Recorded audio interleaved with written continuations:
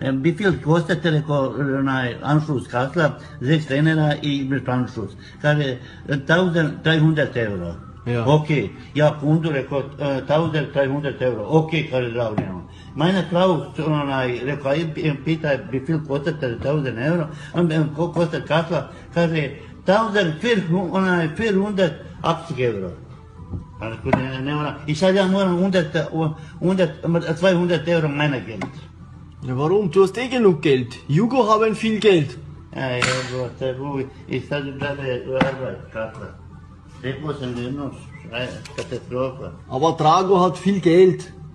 Ah, ja, Drago hat viel Geld. ja, ali ja sam, daj Kugelschreiber, molim te. Daj Kugelschreiber.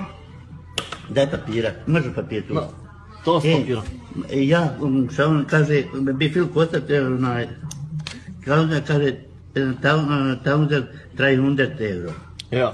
Ja. Ohne Steuer oder mit Steuer? Ja, a on mene 1300 euro. Ja, kunde, wie viel kostet 1300 euro? Meine Frau u Zurich, ajde kod Zdravka, wie viel imali Kaslana u lageru. Kaže ona, 1480 euro. Sad, ja meine Geld 180 euro.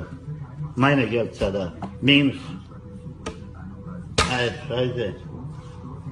Ja. Ganze Tag Arbeit hatte. Musst du reden mit Chef. Na Chef oder Chef?